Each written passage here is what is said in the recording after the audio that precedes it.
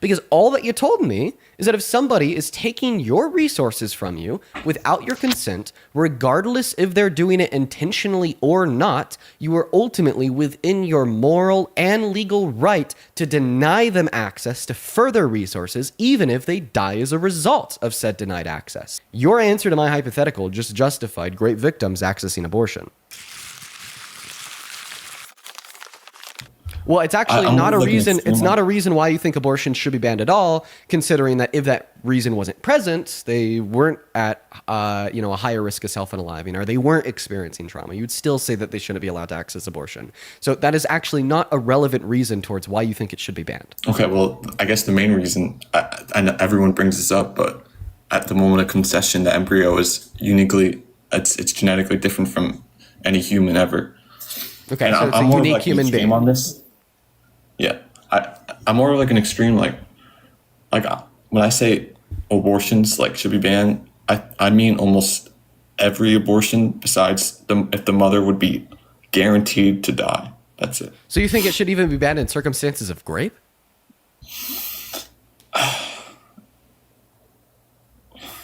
Yes. What obligation would a victim of rape have to keep the fetus alive? What obligation would the victim of rape have to continue to supply her bodily resources against her will and consent to the fetus?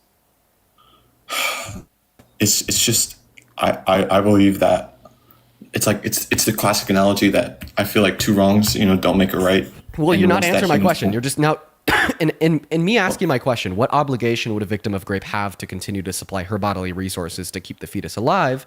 You are now just presupposing that the action is wrong by arguing that two wrongs don't make a right. Well, I'm asking you to answer my question, what obligation would exist in order to argue that it's even wrong to begin with, okay? Because typically, right, we find no issue with denying access to your resources to a non-consenting third party, even if that non-consenting third party would die as a result. I'll give you an analogy, okay? If you made just enough money to buy just enough food to feed yourself, and in the middle of the night for the next 9 months, someone is going to walk in to your house through your front door and take half of your food, and they're going to continue to do this for the next 9 months, and you know that there's around a 5% chance that at some point in the next 9 months, you're going to starve to death because of this, as well as this is going to have significant and drastic impacts on your quality of life by physically starving you, giving you physical trauma, as well as mental pain, anguish, and suffering.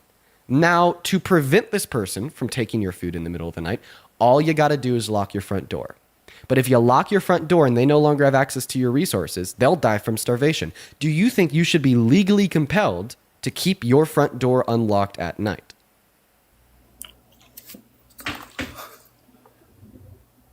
I'm kind of confused. I thought you meant like if a woman has to carry an essay child, or you know what I mean. So this is a conceptual analogy to help demonstrate a point. If my question was confusing, I could ask it again and try to condense it down. Okay. Okay. So keep in mind the point that we're testing here is to see if you think that you would have an unwavering obligation to provide your resources to a non-consenting third party without your consent or not. So let's test it. Once again, somebody is going to be breaking into your house for the next 9 months in the middle of the night without your consent and taking half your food so they could eat it and they could survive. Now, the repercussions of this on you are going to be point number one. There's a 5% chance that you're going to starve to death because they're taking half your food in the next 9 months, as well as this is going to have significant impacts on your mental and physical health. All that you have to do to prevent them from taking half your food in the middle of the night is to lock your front door. But if you lock your front door and prevent them from coming in and taking half of your resources, they are now going to starve to death because they no longer have any food.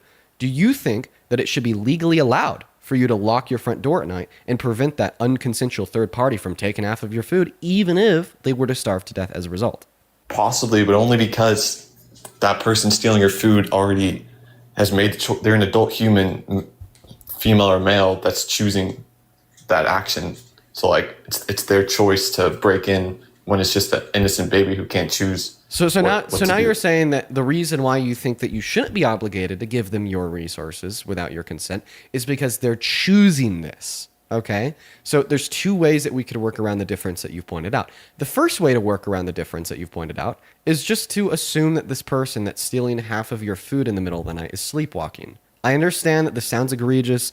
I understand that this sounds like it's not super possible, but because it's possible to occur, we could put it into the hypothetical question I'm asking you to see if that changes your response to the question. So if the person taking half of your resources in the middle of the night was sleepwalking, right? They weren't doing it by choice. They weren't doing it with intention. Do you still think that you should be legally allowed to lock your front door at night to prevent them from taking half of your resources?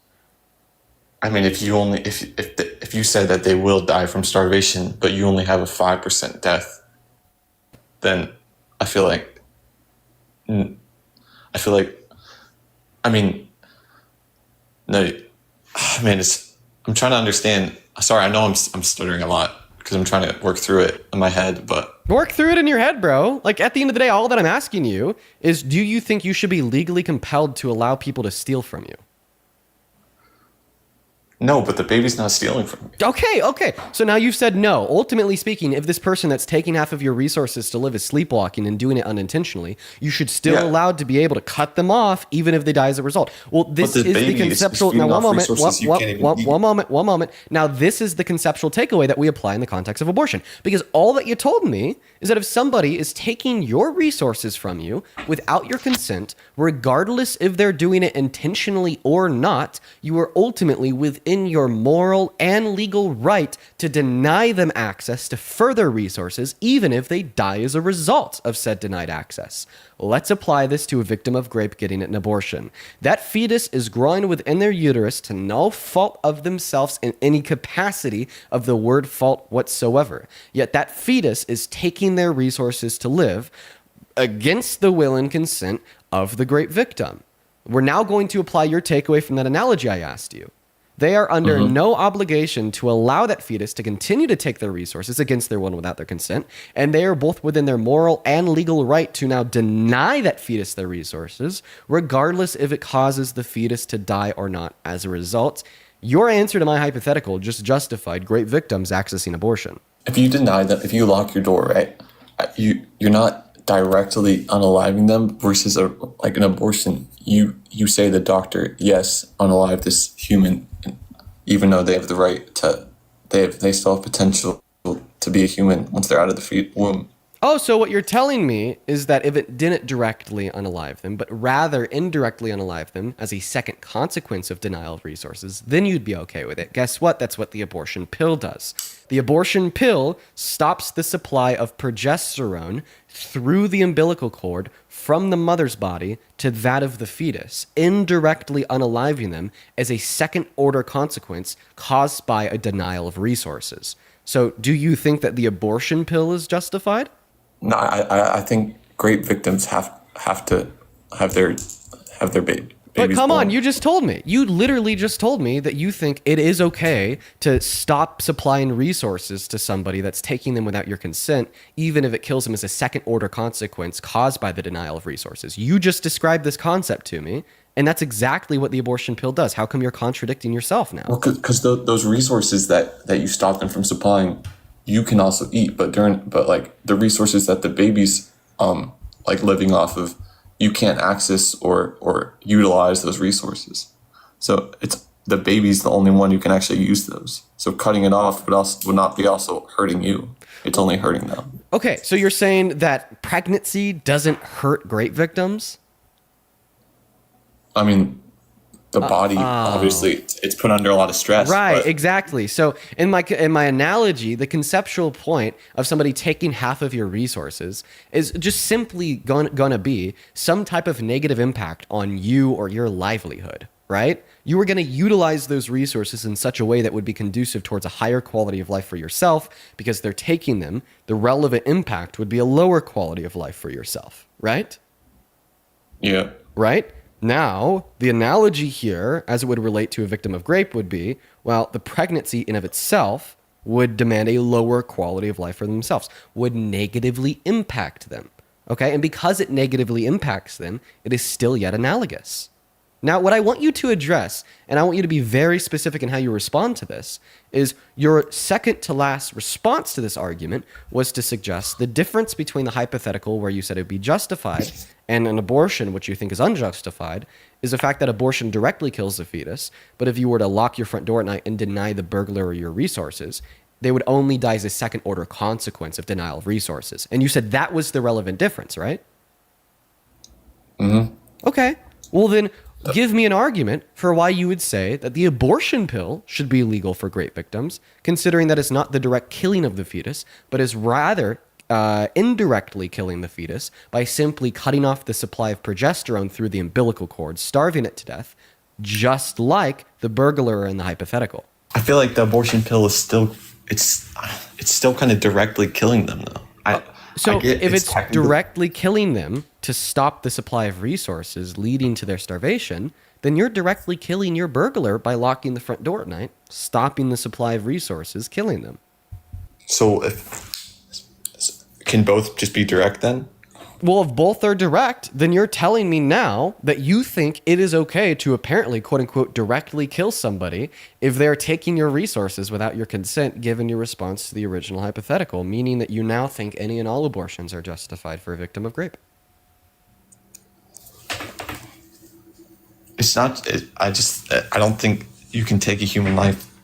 Like, you can't take an innocent. Like, the burglar is not innocent. We already You know went what I mean? over that by positing that they were doing it unintentionally when they were sleepwalking.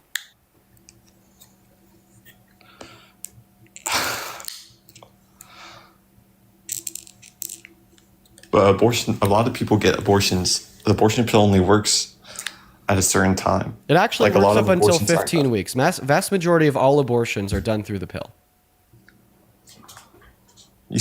Don't you still have to get the fetus removed? Once it's dead. Okay. That'd be like taking the dead burglar's body to the morgue.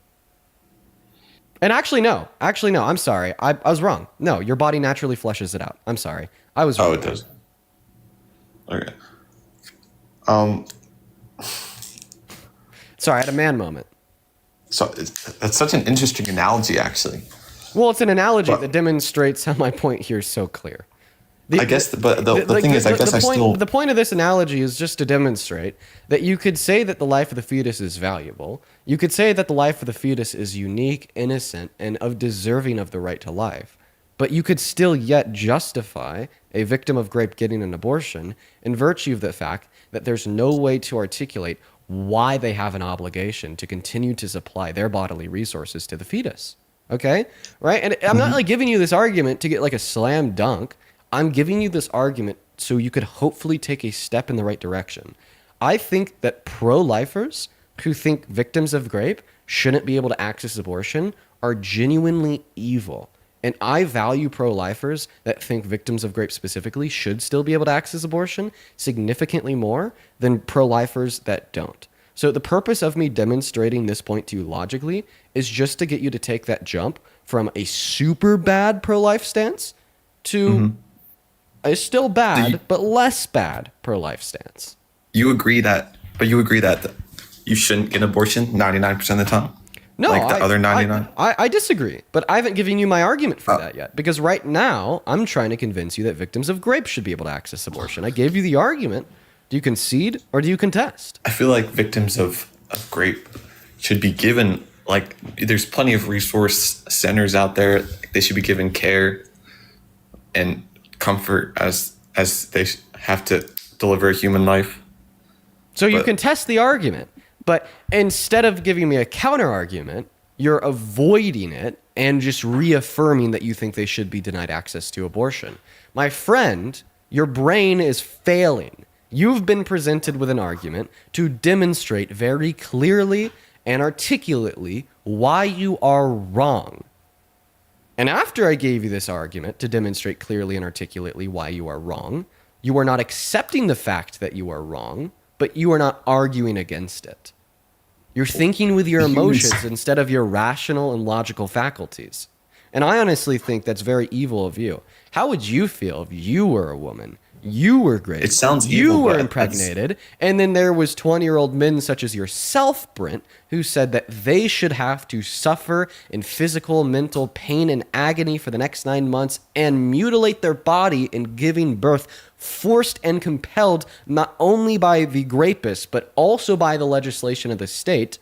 And when you ask the men that think this why they should be forced and compelled to do all these things, they can't articulate a reason. They just say so because that's how they feel. I guess my counter to the argument would be like the baby is intentionally like, even though the fetus is eventually conscious, but for some stages, the fetus is intentionally getting the resources. Okay, no, because it needs to live. So fetuses possess no intention at any stage at any stage of pregnancy. So point number one, you just categorically cannot possess intent in the with a lack of consciousness, meaning that there is just simply no argument to demonstrate that intent could be present prior to around 20 through 24 weeks. And then even after 20 through 24 weeks, when low level of subjective experiences form, even with low level of subjective experiences, you cannot formulate intent. Right? Like think about non-human animals with low levels of subjective experiences, like mice. Mm-hmm. Mice can't formulate intent, although they possess some level of subjective experiences. Those are not intentional states of subjective experiences. I feel like, yeah, I didn't mean intent. I think I meant like need. But I feel like what a main point I also have is like, we don't even give like the grapers, the death penalty. So like, why should we like subject those innocent lives to the death penalty? Like, even though, you know what I mean? Like those grapers might get a couple of years in prison, who knows? But okay, well, point number one, maybe they need it. Point number two, I agree. Point number two, you're now arguing that, well, my argument is invalid because you'd be subjecting the fetus to the death penalty. Wait, I thought that I've already given you my argument to demonstrate that it's just simply enacting upon your right to deny an unconsensual third party access to your bodily resources. All right? Like, for example, in the analogy that I gave you about the person coming into your home in the middle of the night and taking half of your resources, you said you should be allowed to lock your front door at night even if they die as a result. Are you subjecting them to the death penalty? No, because they're committing a crime. Oh, the baby is... So now the difference is what is legal and illegal? No. No? Okay, so then it's not about committing a crime or not. Right? And then I could even use your own logic back on you. Oh, you are subjugating this sleepwalker, taking half of your resources in the middle of the night to the death penalty. Would you subjugate any petty theft to the death penalty? No, therefore you're illogical. But obviously, you're not illogical if you think that you shouldn't be legally compelled to allow somebody to steal your food from you, introducing a potentiality of you dying from starvation as a result. So there you go, your logic fails. I think that person should receive help. But... Yeah, so now you're saying, well, like idealistically, you would say that this person who is taking your resources should optimally receive resources from somewhere else, but ultimately if they can't, you're doing nothing wrong by denying them your resources even if they die. Okay, right? I mean, I don't care if you say this about the fetuses that are growing in the uteruses of grape victims. You could just say, well, optimally, I wish that fetus could receive the bodily resources they need to stay alive from somewhere else. But because they literally can't, there is nothing wrong with a victim of grape getting an abortion, even if the fetus dies. I feel like the sleepwalking analogy, it's just like, it's not even like an analogy because it just can never happen. Like it's a faulty analogy because it would never happen. Well, like an analogy should be possible. So now you're just being disingenuous because although the physical confines of the analogy, such as a person sleepwalking and taking half of your food in the middle of the night, is unrealistic to assume that it would actually happen. What isn't unrealistic to assume that can actually happen is the conceptual takeaway from the analogy. The conceptual takeaway from the analogy happens all the time. Of somebody accessing your resources without your consent and your moral and legal right to deny them those resources, even if they die as a result. That happens all the time. A really good example would be pregnancy for grape victims. Mm-hmm. Right? So the conceptual analogy is what matters. The conceptual takeaway is what matters. And that conceptual takeaway happens all the time. But the baby you have in your womb, right? It has no other choice. Like it has no other choice but to depend on your resources. You're repeating yourself, Brent. Whereas the person sleepwalking can go to other places, No, they can't. It's implied in the hypothetical that they die from starvation as a result, meaning they couldn't go to other places, or else they wouldn't die from starvation as a result. right, before you kick me, can we just go over real quick about like the main like 99% of abortions? Why like would I let you move on from this point? You're in a position where you have been logically and rationally refuted. You have no argument. You have no counter argument, and you have no reason to forcefully subjugate victims of rape to bodily torture and mutilation for 9 months. Yet you think we should nonetheless. It's a human life. It's a human life. So is a person taking the food from your house in the analogy. Think before you speak, my friend. But it's a human life that's already developed. Oh, so now you say what's true. You just think that the life of the fetus inside of the woman's uterus that doesn't have consciousness, that can't possess any subjective experiences, that can't think, feel, or live to any level of independence is significantly more valuable than human lives that are more developed, do have consciousness, and are independent and can think and feel. You just admitted to special plea. You just said that victims of rape have more of an obligation to provide their resources to those around them, given that those around them are unconscious cells growing in their body. But as soon as they're no longer unconscious cells growing in their body, and they're conscious human beings just like you or me with an ability to rationalize the world around them, then they'd no longer have that obligation to provide them their resources even if they die as a result. You're special plane. You're saying that that fetus is more valuable than you. Because when you're conscious, you can make decisions, but when you're a fetus, you can't.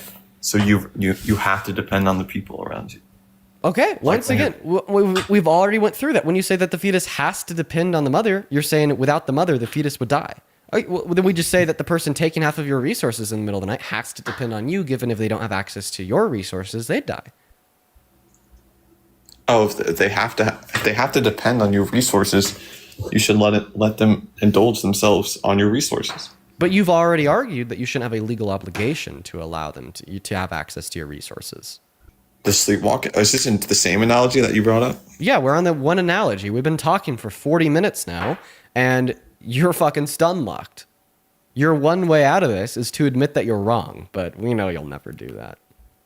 So I actually left a relationship 2 years ago because of an abortion issue. And good for her. What do you mean? I'm glad she left you.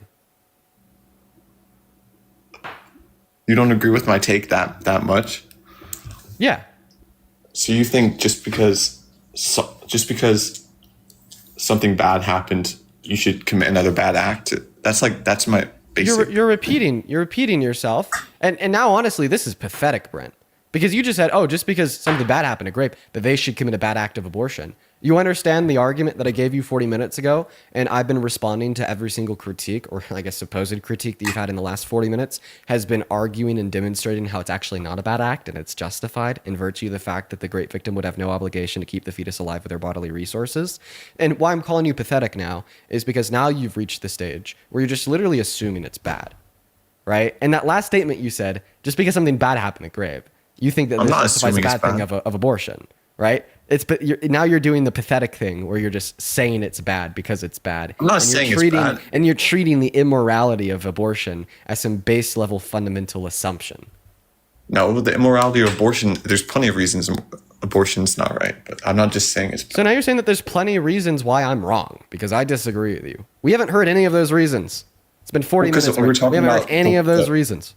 We're talking because you were talking about the 0.5% of abortions, not the 99%. So are you saying that there's no reasons why those 0.5% of abortions are wrong? So then why do you think those 0.5% of abortions should be illegal? Oh, you just made a massive rhetorical error. You just said, okay, oh, because we're talking about the abortions where there is no reasons why it's wrong. If I bring up that it's a human life, you'll just bring up the analogy again, so I can't say anything. Okay, so then you admit that you have no reasons, right? Like me bringing up that analogy isn't a bad faith debate tactic. Me bringing up that analogy is just simply demonstrating, even though it's a human life, you still have no obligation to allow them access to your resources. So do you think I'm pro-birth or pro-life? Well, I think that you're probably even like anti-birth. I wouldn't even call you anti-birth. I think that you're pro-controlling women. No, I'm pro giving every human the chance, no matter the circumstances. Unless it's in the analogy that I gave you that was conceptually related to an instance of a woman getting an abortion and had true 100% logical parallels, forcing you into yielding a particular conclusion. Unless it's in that analogy, right? I still don't get that analogy, but we can move on. Wait, you've already affirmed that you do get it, and now you're just asking to move on. Okay, we can move on to my next guest. Let's go to get that next guest loaded into the live. Hop in that queue if you support Trump. We're going to go get that next guest loaded into the stream right now.